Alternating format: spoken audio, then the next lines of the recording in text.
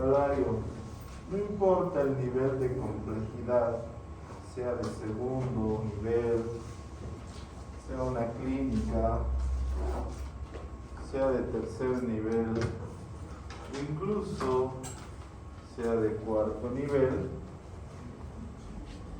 se caracteriza por tener un área quirúrgica. Obviamente puede ser un área quirúrgica más simple o más compleja. El área quirúrgica está separada del resto del hospital a través de puertas corredizas.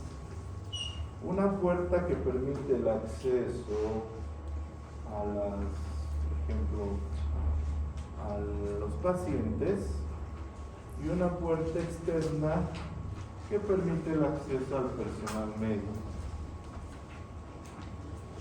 La vestimenta del personal médico es diferente en ambientes hospitalarios al del área quirúrgica. No es que tiene que quedarte bien la ropa en el quirófano. En el quirófano tienes que estar vestido de forma adecuada. Inclusive pareces un saco de papas porque la ropa no es anatómica, es cuadrada, ¿no ven? Bien vestido. Estos lugares que encontramos dentro del área quirúrgica son áreas cada vez más limpias. Por eso empezamos afuera en una zona negra o área negra, un área gris y finalmente un área blanca.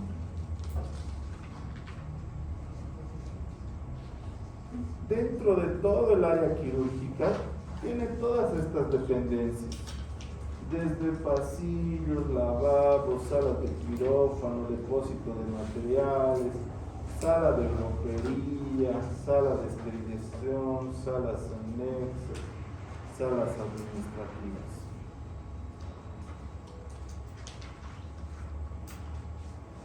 El más sencillo es este. Si nosotros vemos todo esto es el área quirúrgica. Aquí tiene un área de ingreso. El único error de este diseño es que debería haber otro ingreso aquí para el personal médico y de salud. Por aquí ingresan los pacientes. Entonces, ¿cuál es el área más limpia de quirófano? Que se va a llamar área blanca. Obviamente, el quirófano. El quirófano es el área blanca. ¿Cuál es el área más sucia del quirófano? Que se va a llamar área negra. Va a ser el vestuario.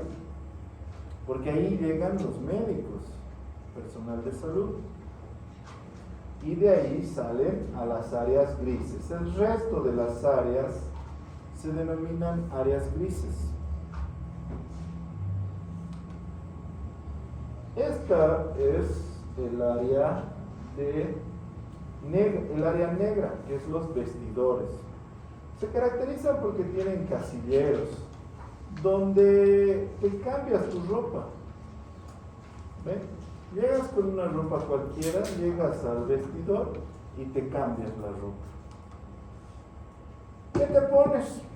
El pijama, la camiseta, pantaloncillos, botas, gorra, barbijo.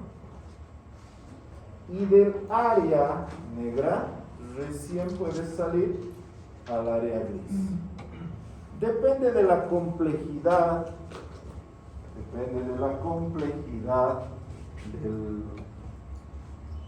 del hospital y del área quirúrgica para tener más dependencias en el área gris. Es decir, puede tener solo sala de esterilización y nada más. O puede incluso tener acá histopatología, radiología, hematología, transfusional, ¿no? Incluso terapias intensivas hay dentro del propio área quirúrgica. Depende de la complejidad del centro. Entonces el área gris es todo eso. El área gris también es ropería y almacenamiento. Aquí se prepara el material para esterilizar y aquí se lo almacena. Todo el material esterilizado. Los pasillos son áreas grises por donde circula el personal. Y el quirófano, donde realizamos los procedimientos quirúrgicos, es el área blanca. El quirófano, no por ser área blanca necesitas otra ropa. Si ustedes observan, sigue con gorra, barbijo, camiseta, pantaloncillo y botas para entrar a quirófano. Es decir, te cambias en la sala negra, en el área negra, y de ahí ya puedes caminar por todo el área quirúrgica con esa ropa. No necesitas otra cosa. Si vas a participar del procedimiento quirúrgico, es decir, si vas a formar parte del equipo operatorio, si van a operar, recién ahí te pones bata y guantes, pero si no, no. ¿Entendido? El área quirúrgica, el quirófano puede ser muy simple, es decir, una mesa de Kerban y una lámpara de Arita. Puede ser una mesa de Kerban, lámpara cialítica y máquina de anestesia. Puede ser máquina de anestesio, torre de laparoscopía, ecografía, lámpara cialítica y mesa de Kerban.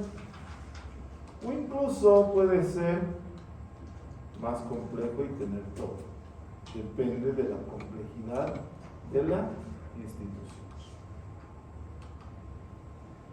La infraestructura de un quirófano se caracteriza porque tiene que tener paredes lisas, no tiene que haber ángulos, tienen que ser redondos, tiene que ser espacioso y el piso tiene que ser liso. Esto permite que sea lavable. La iluminación es por una lámpara cialítica que se caracteriza por una luz blanca que no tiene sombra y que no calienta. Luz blanca sin sombra y que no calienta. La temperatura en el ambiente quirúrgico, en el quirófano, debe estar entre 25 y 27 grados a 55% de humedad. La temperatura, obviamente, para que el paciente no se enfríe, está desnudo y mojado. La humedad es para que cuando se genere alguna chispa accidental, no se genere llama. Cuando es húmedo no hay fuego, entonces hace más difícil la aparición del fuego. Como usamos electro, bisturí, alcohol, altas sustancias volátiles, es bueno que esté el ambiente húmedo, porque si está muy seco, cualquier cortocircuito se convierte en fuego. Las mesas accesorias son estas. Esta es una mesa mayo y esta es una mesa riñonada. En estas dos mesas se coloca el instrumental quirúrgico. Esta es una máquina de anestesia. Permite administrar los anestésicos volátiles y además permite funcionar como respirador. Este es el electrocauterio, el equipo de aspiración portátil, las vitrinas. Las vitrinas siempre tienen que estar empotradas, el negatoscopio para ver las radiografías, el desfibrilador, los recipientes para basura y para tejidos. Y en el medio del quirófano, la estrella es esto, que es una mesa quirúrgica. Las mesas más comunes son estas, que se llaman mesa de Kerban.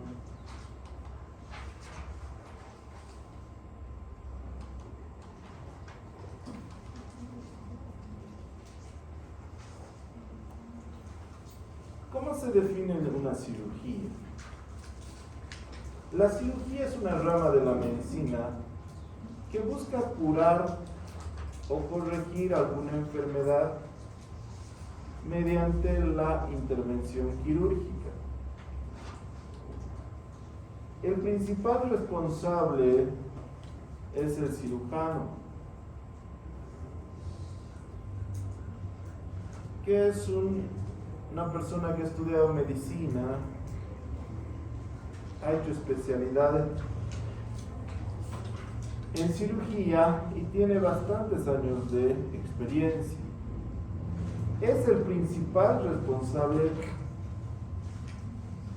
del paciente.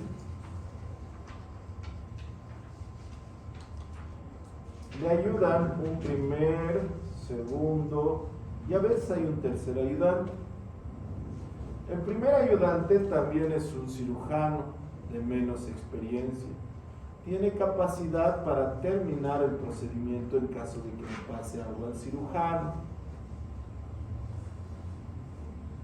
Yo pensaba que era muy raro que le pase algo al cirujano, pero ya he escuchado, les dan accidentes cerebrovasculares, infartos, se han punzado con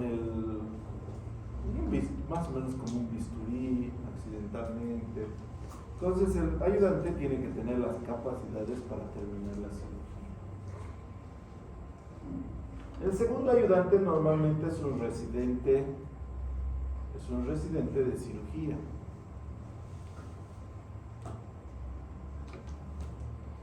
La instrumentadora es una licenciada en enfermería con un posgrado en instrumentación que se encarga de ordenar y pasarnos los instrumentos quirúrgicos. Interpreta las órdenes del cirujano y sigue todo el procedimiento quirúrgico. El anestesiólogo es el segundo responsable del paciente.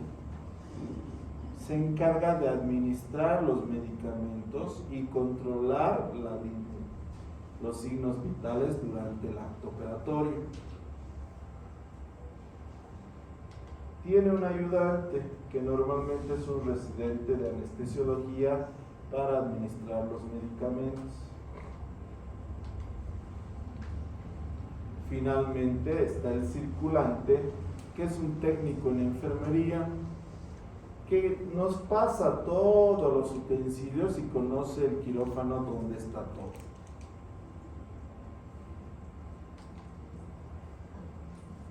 El equipo quirúrgico se acomoda de una manera ordenada. Si nosotros vemos que la persona que está más cerca a la mesa de instrumentación es la instrumentadora, el que está al frente de él es el cirujano y el que está al lado es el primer ayudante. ¿Por qué? Porque el cirujano quiere que le pasen el instrumental a su mano. No se va a girar cada rato el cirujano para recibir material. Si solo son dos personas, la persona que está más cerca al proceso es el cirujano. Entonces, si la patología está acá y él está al frente, él es el cirujano. Si solo tenemos esta imagen, ¿cuál es el cirujano? ¿Este o este? ¿El 1 o el 2? Porque está listo para utilizar. No puede ser este porque esto tendría que dar la vuelta a la pinza. Lo mismo en esto, ¿no? El que está recibiendo con la mano es el cirujano. No toquen el campo estéril. En serio, no toquen el campo estéril. ¿Alguna duda o pregunta, jóvenes?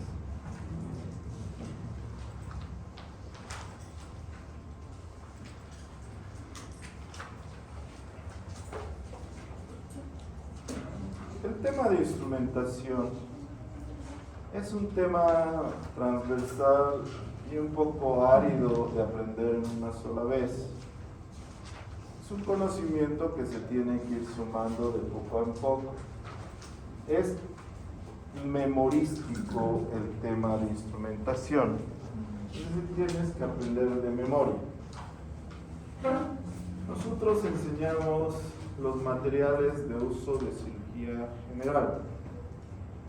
Normalmente son los que con más frecuencia se utilizan y son más comunes, inclusive para subespecialidades y especialidades, usan esos materiales y otros más. Entonces te da una buena base. El instrumental es una prolongación de la habilidad del cirujano. Te permite prolongar los instrumentos, la habilidad del cirujano. Si yo con mis manos puedo separar, con un separador separo mejor. Si yo con mi mano puedo tomar, con una pinza puedo tomar mejor. Entonces prolonga las habilidades del propio cirujano. Lo primero que hay que aprender en instrumental es los grupos. Son 7. Instrumental de diéresis, hemostasis, prehensión, separación, síntesis, succión, aspiración y especiales. Su nombre indica el primer grupo, diéresis. Quiere decir corte, cortar. Todos los instrumentos que tenemos para cortar corresponden a este grupo. El instrumental de diéresis más comúnmente utilizado es el bisturí. Pero antes este bisturí era de una sola hoja, si ustedes ven, mango y hoja, uno solo. A esto se llamaba escalpelo. Había diferentes tipos de escalpelos, más parecían cuchillos. Entonces, antiguamente se utilizaba, se operaba, se mandaba al herrero para que lo afile, lo lavaban y de nuevo utilizaban el mismo. Obviamente en esta época ya no es concebible ese tipo de idea. Todos quisiéramos que fuera desechable para evitar el riesgo de contaminación. Pero un bisturí desechable con mango de plástico no es muy estable, hace incisiones no es muy duro, entonces no hace buenas incisiones.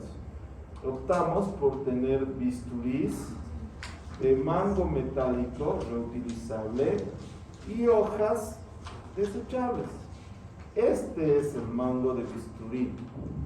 Este mango de bisturí tiene 2 números, más comúnmente, el número 3 y el número 4.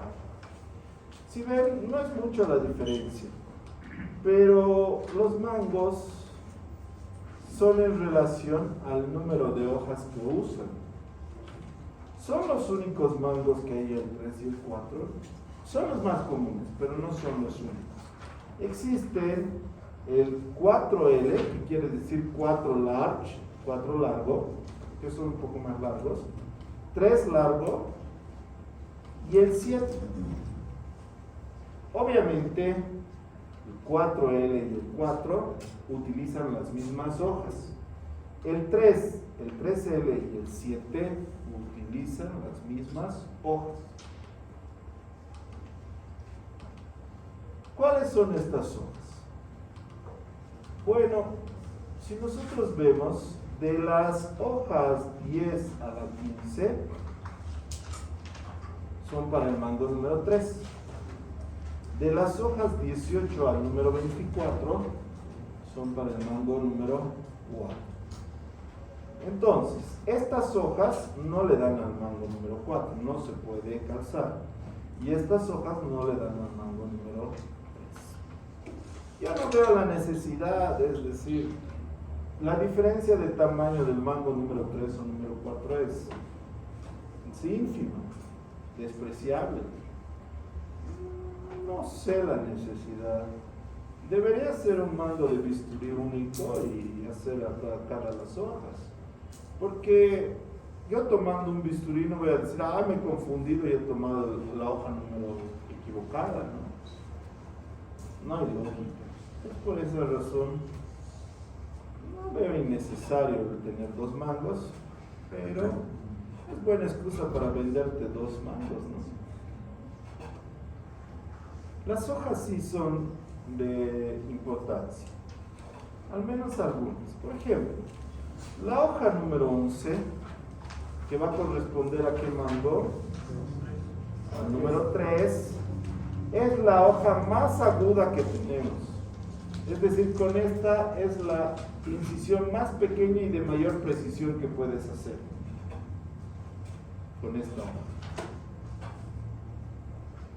Si quieres cortar un pelo a la mitad, cortas con esta hoja. Cuando quieres sacar hilos de sutura que están muy enterrados y no puede entrar la tijera, usas esta hoja. Ayuda mucho. Entonces esta hoja es para realizar el corte con mayor precisión. La hoja número 12, si ustedes ven, el corte está hacia adentro, en media luna. Entonces lo utilizan los dentistas, meten el bisturí hacia adentro, detrás del encía, jalan y entonces cortan, traccionando. La hoja número 12. La hoja número 15 te permite hacer cortes superficiales, es decir, que accidentalmente no te vas a entrar adentro. ¿Por qué? Porque tiene un tope aquí, ¿ven? Entonces vos empujas y en la piel se tranca, no entra más, hasta ahí nomás, porque esto es tope romo.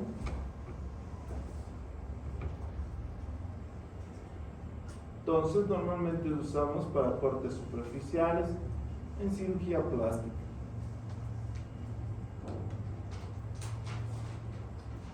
Ya las hojas número 20, 22, 24 ya son de corte libre, miren, de filo libre, que te permiten hacer cortes profundos, largos, grandes.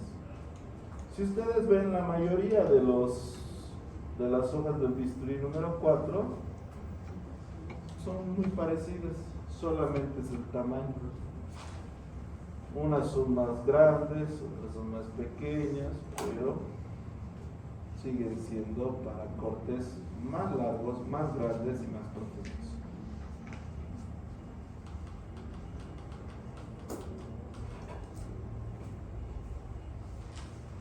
¿Cómo se usa el bisturí? Se usa como lapicero para cortes de precisión, o se usa como arco de violín para grandes incisiones.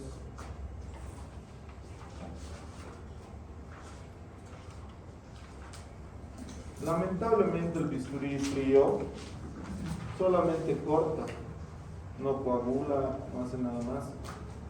Entonces cuando corta sangra, y mucho. Entonces para ayudarnos a esto se creó otro bisturí que utiliza la corriente eléctrica. La resistencia al paso de la electricidad por los tejidos genera calor y desnaturalización de las proteínas y destrucción celular, con lo cual hace que corte y coagula. Este se llama electrobisturí. El electrobisturí tiene un cátodo y un ánodo. Esta placa se pone en una superficie muscular grande, como en la región dorsal, en la región glútea o en el muslo.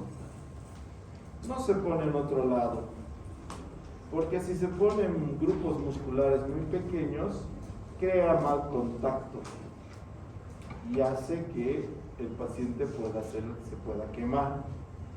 Entonces tienes que utilizar en grandes masas musculares, como en la región dorsal, región glútea y en el muslo. Del otro lado está la lapicera o la caneta, que tiene dos botones. El amarillo específicamente más para cortar que coagular, y el azul más coagula, pero ambos cortan y coagulan.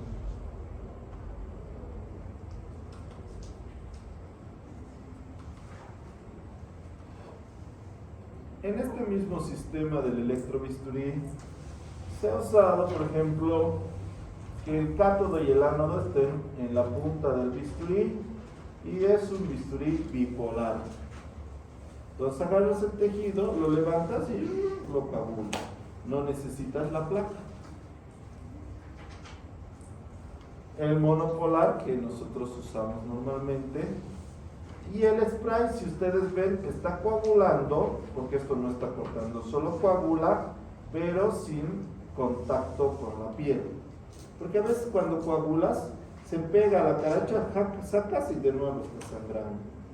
Entonces agarras mejor, lo acercas sin tocar, coagulas y listo, y no estás tocando. Y entonces de esa manera pasa el sangrado.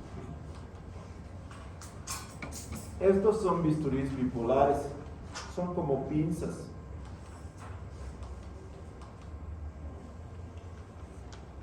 Modernizando la tecnología de los bisturís, tenemos el bisturí armónico. Es el más reciente y utiliza las ondas sonoras para cortar. Daña menos los tejidos y coagula mejor. Si el electrobisturí coagula vasos de 1 milímetro, el bisturí armónico coagula hasta vasos de 2 milímetros. Eso quiere decir que la arteria pendicular, la arteria cística ya no necesito buscar, directamente lo corto con el bisturí armónico y estarían cerradas. Ya no necesito divulsionar, buscar. Es un poco caro el bisturí armónico, pero es muy útil para cirugía oncológica, para cirugía de neurocirugía, para eso. Lo que hay que entender que cuando coagulamos los tejidos, cuando cortamos los tejidos con bisturí eléctrico o bisturí armónico, siempre las células cercanas se lesionan. Entonces, cuando yo corto con electrobisturí esto, ¿ven cuánto de tamaño se ha lesionado las células? Incluso con el bisturí armónico, siempre hay un daño contiguo de células. Esto no ocurre con el bisturí frío. Cuando vos cortas con el bisturí frío, solo lo que se lesiona es la célula que has pasado, nada más. La célula de al lado está perfecta. ¿Y en qué repercute esto? Primero, en la estética. La lesión es menor y por lo tanto la cicatrización es más estética. Es por eso que cuando cortamos piel, a pesar de que tenga bisturí armónico, lo corto con bisturí frío. Recién adentro utilizo el bisturí eléctrico o el bisturí armónico. Por esa razón. No puedo cortar piel con el bisturí eléctrico porque quedaría así. Y obviamente sería una cicatriz antiestética. Además que al paciente le duele, porque todas estas células están muertas o lesionadas. Otros instrumentos de diéresis son los osteótomos. Como su nombre indica, se utilizan para cortar o desgarrar hueso. Las curetas, que son para raspar tejido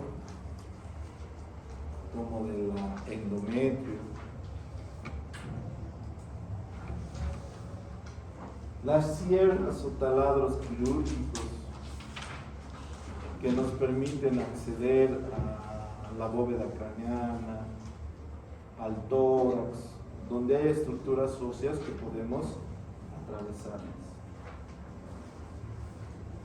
También instrumental de diéresis son las tijeras. Si yo les muestro esta imagen, probablemente algunos reconozcan qué tipos de tijeras hay, porque dos son las más comunes, la tijera de Mayo y la tijera de Metzenbauer.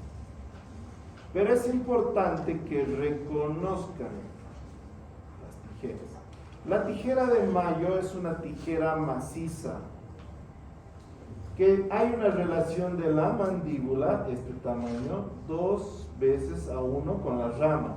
Esta rama va a ser 2 veces más larga que la mandíbula, solo 2. Son tijeras fuertes, se utilizan para cortar material y tejido duro. A diferencia de las tijeras de Metzenbauer, su relación mandíbula-ramas es 3 a 1. ¿Qué quiere decir eso? Este tamaño de esta rama, de esta mandíbula, perdón, será 1, 2, 3 veces. 3 veces a 1.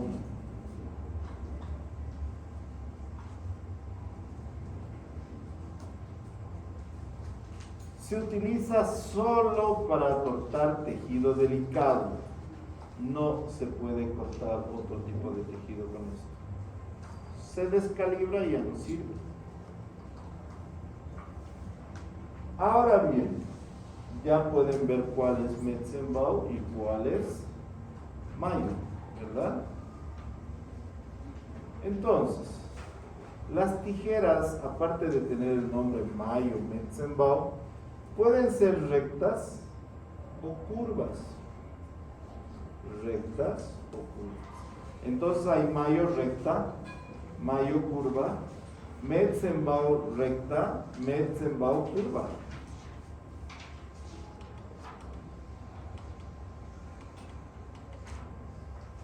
Además, también nos interesa la forma de la punta de las tijeras.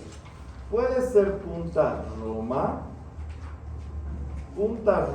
y aguda, o punta aguda.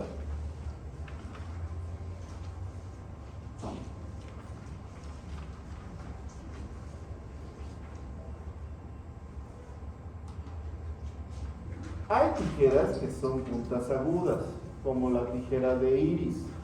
La utilizamos para el retiro de puntos, porque entra por debajo, ¿no ves? La puntita.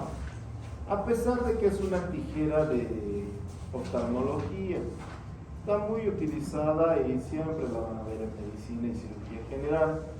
La tijera de iris es pequeña, 10-12 centímetros. Punta aguda. La mayoría de nuestras tijeras son puntas romas porque no queremos accidentalmente lesionar un tejido.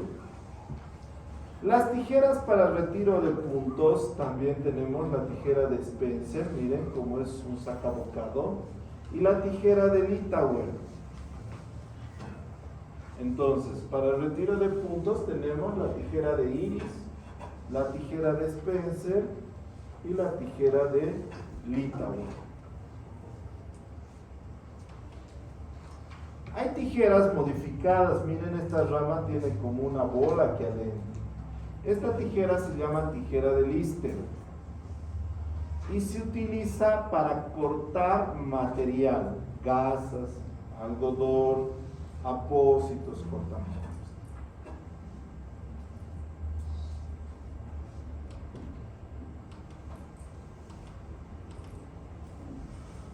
Hay algunas tijeras que no son curvas, sino son anguladas. A esta tijera se llama tijera de Potts y se utiliza para cortar tejido tubular, arterias, venas, conducto colédoco, varios así.